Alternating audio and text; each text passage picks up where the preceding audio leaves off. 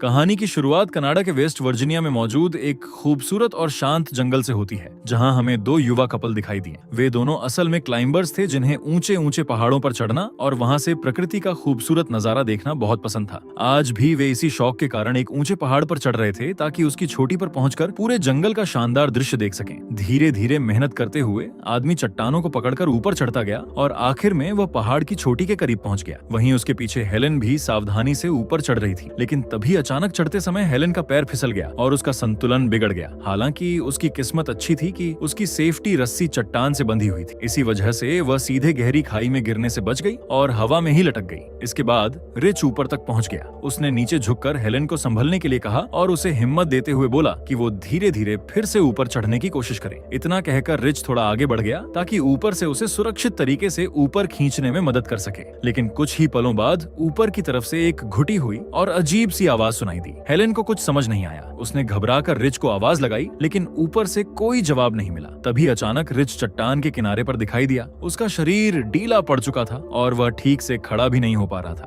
ये देखकर हेलेन बुरी तरह घबरा गई, क्योंकि साफ लग रहा था कि रिच बुरी तरह घायल हो चुका है। लेकिन तभी अचानक कुछ ऐसा हुआ जिसने उसे और भी ज्यादा डरा दिया, क्योंकि किसी अनजान और दिखाई न देने वाली चीज ने रिच के शरीर को पीछे की तरफ खींच लिया। लेकिन कुछ ही सेकंड बाद रिच का बेजान शरीर फिर से चट्टान के किनारे से नीचे गिरा दिया गया और वह सीधे गहरी खाई की तरफ गिरने लगा। ये सब देखकर हेलेन समझ चुकी थी कि ऊपर कुछ भयानक हो चुका है। लेकिन तभी अचानक उसकी सेफ्टी रस्सी भी जोर जोर से ऊपर की तरफ खींचने लगी। डर के मारे हेलेन ने बिना देर किए जल्दी जल्दी अपनी रस्सी काट दी और पास में लगी दूसरी सपोर्ट रस्सी पकड़ने की कोशिश की। लेकिन वह अच्छी क्लाइंबर नहीं थी, इसलिए उसका संतुलन बिगड़ गया और वह नीचे गिर पड़ी। किस्मत से उसकी जान तो बच गई, लेकिन अब वो पहाड़ के नीचे घने जंगल के बीच आ चुकी थी। तभी जंगल के अंदर से अजीब अजीब आवाजें आने लगी। ये सुनकर हेलेन और भी घबरा गई। अपनी जान बचाने के लिए वह तुरंत जंगल के अंदर भागने लगी, ताकि किसी तरह सड़क तक पहुंचकर अपनी कार तक पहुंच सके। लेकिन भागते समय अचानक उसका पैर जमीन पर लगे एक छिपे हुए जाल में फंस गया, जिससे उसका संतुलन बिगड़ गया और वह नीचे गिर पड़ी। फिर अगले ही पल किसी अज्ञात ताकत ने उसे पकड़ लिया और घसीटते हुए जंगल के अंदर ले गया। इसके बाद कहानी का सीन बदलता है। अब कहानी वर्जीनिया के ग्रीन ब्रायर बैक कंट्री से गुजरने वाली एक सुनसान सड़क पर आ जाती है, जहां क्रिस नाम का एक डॉक्टर अपनी कार चला रहा था। असल में क्रिस एक मेडिकल कॉन्फ्रेंस में शामिल होने जा रहा था और वह समय पर वहां पहुंचना चाहता था। लेकिन थोड़ी दूर आगे बढ़ने पर उसे सड़क पर लंबा ट्रैफिक जाम दिखाई दिया। जब उसने आगे देखा तो पता चला कि वहां एक बड़ा एक्सीडेंट हुआ था, जिसकी वजह से पूरा रास्ता बंद हो चुका था। क्रिस समझ गया कि यह ट्रैफिक जल्दी साफ नहीं होने वाला, इसलिए समय बचाने के लिए उसने अपनी कार घुमाई और पास के एक छोटे रास्ते की तरफ मुड़ गया, जो जंगल के बीच से होकर गुजरता था। कुछ देर बाद वो रास्ता उसे एक छोटे से गैस स्टेशन तक ले आया। लेकिन जैसे ही क्रिस गैस स्टेशन के पास पहुंचा, उसने देखा कि वहां कई कारें खड़ी हुई थी, मगर आसपास कोई इंसान दिखाई नहीं दे रहा था। ये देखकर उसे थोड़ा अजीब लगा।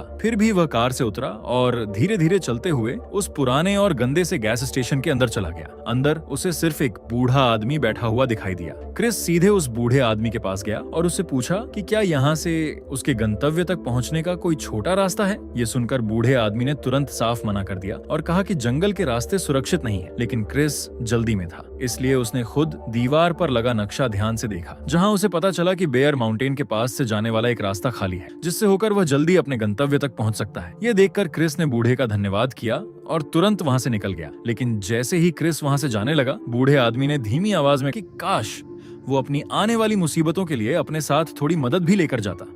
हालांकि क्रिस ने इस बात पर ज्यादा ध्यान नहीं दिया और अपनी कार लेकर आगे बढ़ गया। कुछ किलोमीटर आगे जाने के बाद रास्ता दो हिस्सों में बंट गया। क्रिस कुछ पल के लिए रुका और सोचने लगा कि किस रास्ते पर जाना सही रहेगा। आखिर में उसने बाईं तरफ जाने वाला संकरा रास्ता चुन लिया और अपनी कार उसी तरफ बढ़ा दी। वो तेजी से गाड़ी चलाते हुए उस रास्ते को जल्दी पार करना चाहता था, ताकि समय पर अपने गंतव्य तक पहुंच सके। लेकिन कुछ ही मिनट बाद अचानक उसकी नजर सड़क पर पड़े एक मरे हुए जानवर पर पड़ी। उस अजीब दृश्य को देखकर उसका ध्यान एक पल के लिए भटक गया और तभी अचानक उसकी कार सड़क के बीच में खड़ी दूसरी गाड़ी से सीधे टकरा गई। एक्सीडेंट के बाद क्रिस तुरंत कार से बाहर निकला और आसपास की स्थिति देखने लगा। तभी उसकी मुलाकात कुछ दूसरे यात्रियों से हुई, जो उसी खड़ी कार के पास खड़े थे। उन्होंने क्रिस को बताया कि उनकी कार का टायर अचानक फट गया था, इसलिए उन्हें मजबूरी में वहीं रुकना पड़ा। शुरुआत में कुछ लोगों को लगा कि ये सिर्फ एक साधारण दुर्घटना है, लेकिन तभी जेसी नाम की एक लड़की को सड़क पर बिछी हुई कांटेदार तार दिखाई दी। ये देखकर सबको समझ आ गया कि टायर गलती से नहीं फटा था, बल्कि किसी ने जानबूझकर सड़क पर तार बिछाकर टायर फोड़ा था। अब तक क्रिस समझ चुका था कि इस हादसे की वजह से वो अपनी कॉन्फ्रेंस के लिए देर कर चुका है, इसलिए उसने बाकी लोगों के साथ मिलकर फैसला किया कि उनमें से कुछ लोग मदद ढूंढने के लिए पैदल आगे जाएंगे, जबकि फ्रांसिन और इवान नाम का एक कपल कारों की देख रेख करने के लिए वहीं पीछे रुकने वाला था। अब पैदल चलते हुए क्रिस की परिचय एक और कपल से हुई जिनका नाम स्कॉट और क्लारा था। रास्ते में बातचीत करते हुए क्रिस ने उन्हें बताया कि उसने गैस स्टेशन पर नक्शा देखा था और उसके अनुसार इस रास्ते पर आगे कहीं न कहीं कुछ सुरक्षित जगहें हो सकती हैं। ये सुनकर सब लोग सावधानी से आगे बढ़ते रहे। कुछ दूर जाने के बाद उन्हें अचानक एक जलती हुई कैंप फायर दिखाई दी। इससे साफ था कि हाल ही में कोई यहाँ मौजूद था, लेकिन ये देखकर क्रिस को अजीब सी बेचैनी महसूस होने लगी। उसे लगा कि इस जगह पर रुकना सुरक्षित नहीं है, इसलिए उसने सबको जल्दी आगे बढ़ने के लिए कहा ताकि वे जल्द से जल्द किसी सुरक्षित जगह तक पहुंच सकें। उधर दूसरी तरफ टूटी हुई कारों के पास फ्रांसिन और इवान गाड़ियों में कुछ काम की चीजें ढूंढ रहे थे जो आगे काम आ सकती थी। तभी अचानक इवान को जंगल के अंधेरे से टहनियों के टूटने की आवाज सुनाई दी। यह आवाज सुनते ही इवान सतर्क हो गया। उसे लगा कि जंगल के किनारे कुछ हलचल हो रही है, इसलिए वो सावधानी से उस तरफ देखने के लिए आगे बढ़ गया, लेकिन काफी देर तक वो वापस नहीं लौटा। इधर फ्रांसिन को यह बात अजीब लगने लगी। उसने अपने बॉयफ्रेंड इवान को आवाज लगाई और कार के शीशे से बाहर झांककर उसे ढूंढने की कोशिश की, लेकिन वो कहीं दिखाई नहीं दिया। अब फ्रांसिन घबराने लगी। वो जल्दी से कार से बाहर निकली और फिर से इवान को जोर से पुकारने लगी, लेकिन जंगल की तरफ से कोई जवाब नहीं आया। अब उसे सच में डर सताने लगा कि इवान के साथ कुछ बुरा हो गया है, इसलिए वो हिम्मत जुटाकर झाड़ियों के अंदर उसकी तलाश में चली गई। थोड़ी दूर जाने पर उसे जमीन पर इवान का जूता पड़ा हुआ मिला। ये देखकर उसका दिल और जोर से धड़कने लगा। जब उसने डरते डरते आसपास की झाड़ियों में ध्यान से देखा तो उसे वहां कुछ बेहद डरावनी और घिनौनी चीज छिपी हुई दिखाई दी। ये दृश्य देखकर वो बुरी तरह डर गई और धीरे धीरे पीछे हटने लगी। लेकिन तभी अचानक एक लंबा और ताकतवर आदमी उसके सामने आ गया। उसने तुरंत जंग लगी तार से फ्रांसिन को बेरहमी से जकड़ लिया और उसे घसीटते हुए अपने साथ जंगल के अंदर ले गया। उधर दूसरी तरफ बाकी दोस्त जंगल के रास्ते पर आगे बढ़ रहे थे। कुछ देर चलते रहने के बाद पूरा ग्रुप सड़क के आखिर तक पहुंच गया, लेकिन वहां पहुंचकर उन्हें पता चला कि आगे का रास्ता पूरी तरह बंद है और अब उस दिशा में आगे जाना संभव नहीं था। लेकिन उसी जगह उन्हें एक छोटी सी पगडंडी दिखाई दी। जब वे उस रास्ते पर आगे बढ़े तो वो उन्हें जंगल के बीच बने एक पुराने लकड़ी के केबिन तक ले गया। केबिन को देखकर ऐसा लगा कि वहां कोई रहता है, इसलिए सबको उम्मीद हुई कि शायद यहाँ से उन्हें मदद मिल जाए। लेकिन केबिन के आसपास कई पुरानी और टूटी हुई कारें भी खड़ी थीं, जैसे वहां रहने वाला व्यक्ति कबाड़ इकट्ठा करता हो। अब कोई और रास्ता न होने की वजह से सब लोग घर के पास गए और मालिक को आवाज लगाने लगे। जब काफी देर तक कोई जवाब नहीं मिला तो क्रिस ने सावधानी से घर के अंदर जाने का फैसला किया, पर जेसी को यह ठीक नहीं लगा और उसने शक जताया। लेकिन क्रिस ने कहा कि इस समय मदद ढूंढना ही सबसे जरूरी है और अगर अंदर फोन मिल गया तो वे तुरंत फोन करके मदद बुला सकते हैं। इसके बाद क्रिस अंदर गया और थोड़ी झिझक के साथ बाकी दोस्त भी उसके पीछे पीछे अंदर आ गए। घर के अंदर का नजारा बहुत डरावना था। हर जगह गंदगी फैली हुई थी, जैसे वहां लंबे समय से कोई ठीक से नहीं रहता हो। वहां जंग लगे और गंदे औजार भी पड़े थे, जैसे उन्हें किसी खतरनाक काम के लिए इस्तेमाल किया गया हो और फिर कभी साफ नहीं किया गया हो। अब घर की तलाशी लेते हुए उन्हें एक कमरा मिला जहां बहुत सी कीमती चीजें और बेकार कबाड़ एक साथ बिखरा हुआ था। इससे साफ था कि घर का मालिक तरह तरह की चीजें इकट्ठा करता था। तभी अचानक एक बर्तन में रखा सूप उबलने लगा। ये देखकर सब समझ गए कि घर का मालिक ज्यादा दूर नहीं है। इसी बीच जेसी को कुछ हाथ से बनाए गए तीर मिले जिन पर कपड़ा और कांटेदार तार बंधी हुई थी। ध्यान से देखने पर उसे समझ आया कि ये वही तार थी जिससे उनकी कार का टायर फोड़ा गया था। उधर दूसरे कमरे में क्रिस भी कुछ सुराग ढूंढने की कोशिश कर रहा था। तभी उसने वहां रखा फ्रिज खोला। फ्रिज के अंदर कई कांच के जार रखे हुए थे जिनमें कुछ अजीब और डरावनी जैविक चीजें भरी हुई थीं। जिज्ञासा में जब क्रिस ने एक जार खोलकर अंदर देखा तो वो दृश्य देखकर बुरी तरह घबरा गया। उस पल क्रिस को समझ आ गया कि इस केबिन का मालिक कोई सामान्य इंसान नहीं है, बल्कि एक नरभक्षी है जो अपने शिकार के शरीर के हिस्सों को इकट्ठा करके खाता है। ये भयानक सच जानकर सब लोग तुरंत वहां से निकलने का फैसला करने लगे, लेकिन तब तक बहुत देर हो चुकी थी, क्योंकि उसी समय केबिन का मालिक एक पुरानी कार में वहां वापस लौट आया। उसे देखते ही दोस्तों के होश उड़ गए। उन्होंने जल्दी से पीछे का दरवाजा खोलने की कोशिश की, लेकिन वो मजबूती से बंद था। अब बाहर निकलना भी बहुत खतरनाक हो गया था, क्योंकि अगर वे बाहर जाते तो तुरंत उस आदमी की नजर में आ जाते। इसलिए सब लोग चुपचाप घर के अंदर ही छिप गए और सांस तक दबाकर बैठ गए। फिर कुछ ही देर बाद घर के मालिक अंदर आ गए। उनके साथ 2 लाशें भी थीं, जो उसी कपल की थीं जिन्हें उन्होंने पहले मार दिया था। छिपे हुए दोस्त ये सब देखकर स्तब्ध रह गए। उन्हें अपने दोस्तों की मौत पर यकीन नहीं हो रहा था, लेकिन डर के कारण वे बिल्कुल चुप रहे। थोड़ी देर बाद जब वे लोग साफ दिखाई देने लगे तो दोस्तों ने देखा कि वे बिल्कुल सामान्य इंसान नहीं थे। उनके चेहरे और शरीर भयानक विकृतियों से भरे हुए थे। ये दृश्य देखकर ग्रुप के सभी लोग डर से जड़ हो गए।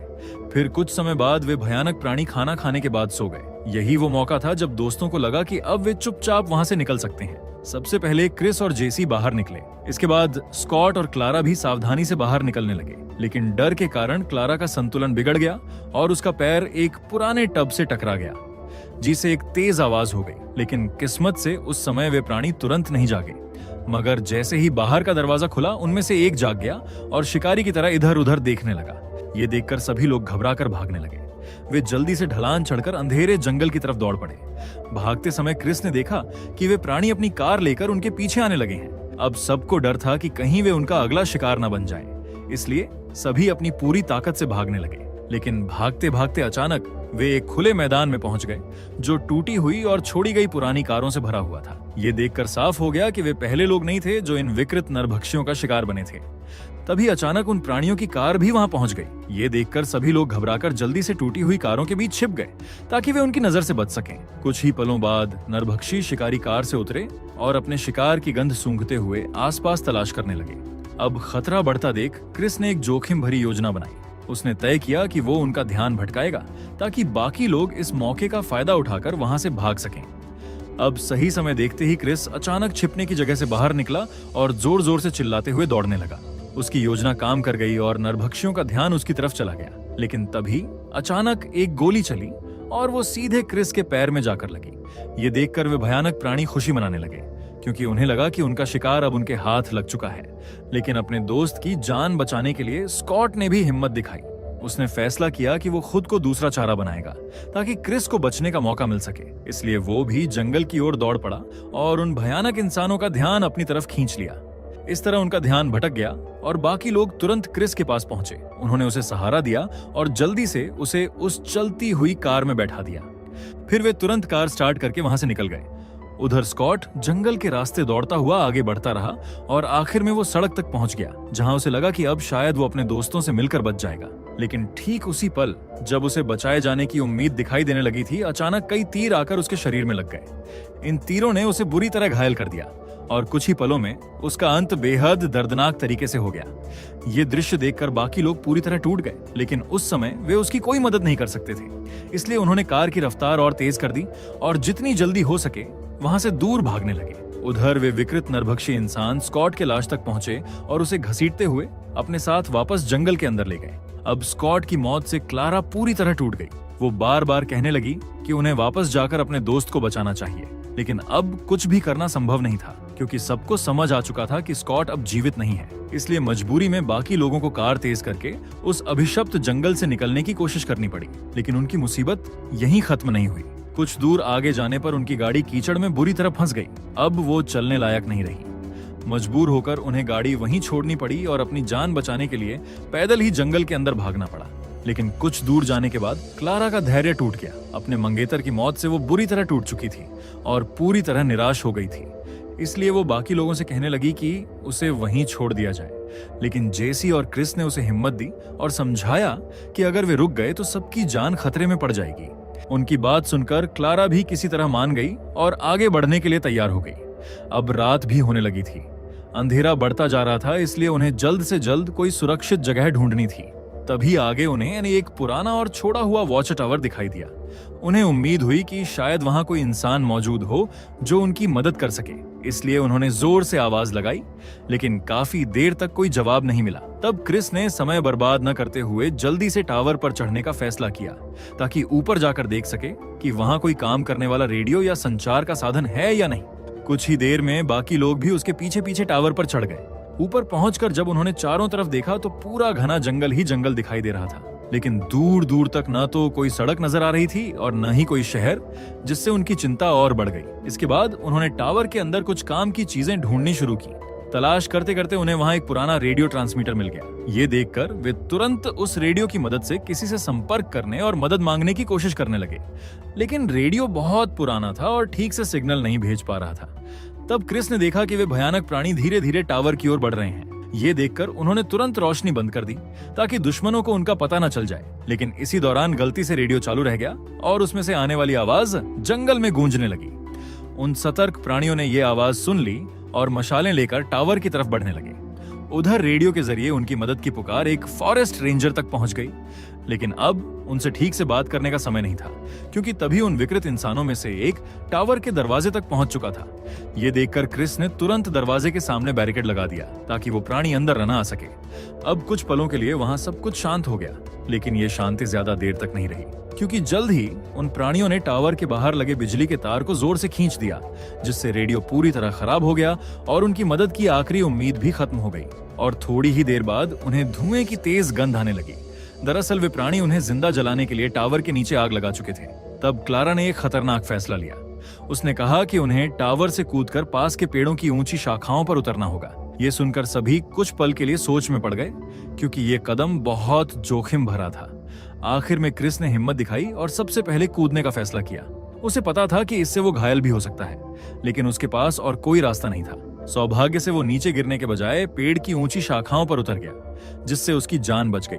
इसके बाद बाकी दोस्तों ने भी हिम्मत करके टावर से छलांग लगा दी और क्रिस ने नीचे से उन्हें संभालने में मदद की।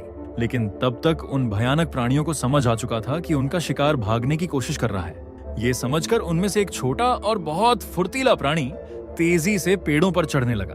अब दोस्त पेड़ों की शाखाओं के बीच से आगे बढ़ने लगे और नीचे से छोड़े जा रहे तीरों से बचने की कोशिश करने लगे। लेकिन क्लारा बहुत डरी हुई थी, इसलिए वो बाकी लोगों जितनी तेजी से आगे नहीं बढ़ पा रही थी।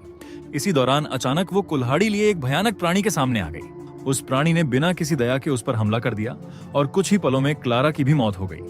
फिर वो प्राणी बाकी लोगों को पकड़ने के लिए शाखाओं पर आगे बढ़ने लगा।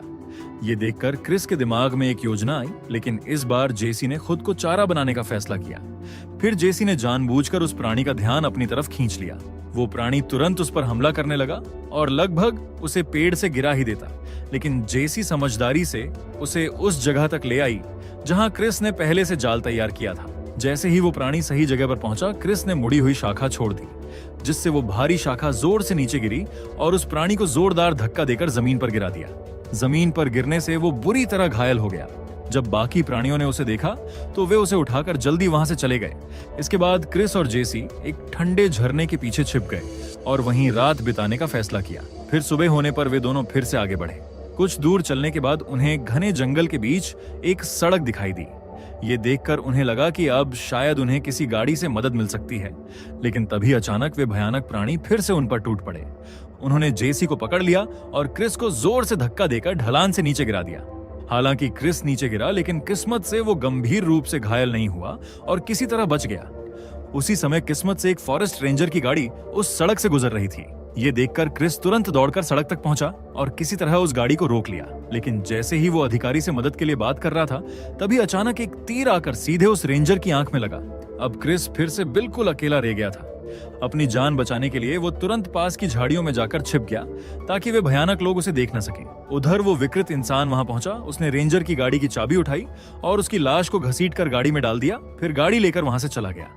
लेकिन क्रिस ने चुपचाप गाड़ी के नीचे लटककर उसका पीछा करने का फैसला किया, ताकि वो उनके ठिकाने तक पहुंच सके और जेसी को बचा सके। कुछ देर बाद वो गाड़ी फिर उसी पुराने केबिन पर पहुंची। यहीं जेसी को बांधकर कैद में रखा गया था। फिर सही मौका देखते ही क्रिस ने अचानक पुलिस की गाड़ी तेजी से केबिन के दरवाजे से अंदर घुसा दी और उन नरभक्षियों पर हमला कर दिया। इसके बाद वहां भयानक लड़ाई शुरू हो गई। काफी संघर्ष के बाद क्रिस और जेसी ने मिलकर उन नरभक्षी हत्यारों को मार गिराया। इसके बाद क्रिस ने पुलिस गाड़ी के फ्यूल टैंक पर गोली मार दी, जिससे जोरदार विस्फोट हुआ और पूरा केबिन नष्ट हो गया। कुछ देर बाद क्रिस और जेसी उस खतरनाक इलाके से दूर निकलने लगे। आखिर में वे उसी गैस स्टेशन पर पहुंचे जहां उन्हें पहले वो रहस्यमयी बूढ़ा आदमी मिला था। उन्हें जिंदा देखकर बूढ़ा आदमी भी हैरान रह गया। फिर क्रिस ने बिना समय गंवाए जल्दी से जंगल का नक्शा उठाया, ताकि इस बार वो सही रास्ते से बाहर निकल सके और उस खतरनाक इलाके से हमेशा के लिए दूर चला जाए। लेकिन कहानी यहीं खत्म नहीं होती। उसी रात एक पुलिस अधिकारी अपने गायब साथी की तलाश में उस केबिन के खंडहर तक पहुंचा। वो सावधानी से मलबा हटाकर देख रहा था, ताकि पता चल सके कि कहीं कोई घायल इंसान अब भी जिंदा तो नहीं है। लेकिन जैसे ही उसने थोड़ा मलबा हटाया, अचानक पीछे से वही विकृत इंसान उस पर हमला कर बैठा। वह अभी भी जिंदा था और बदले की आग में जल रहा था। और इसी खौफनाक मोड़ के साथ ये कहानी यहीं खत्म हो जाती है। अगर आपको इसका सेकंड पार्ट भी देखना है तो कमेंट में जरूर बताइए।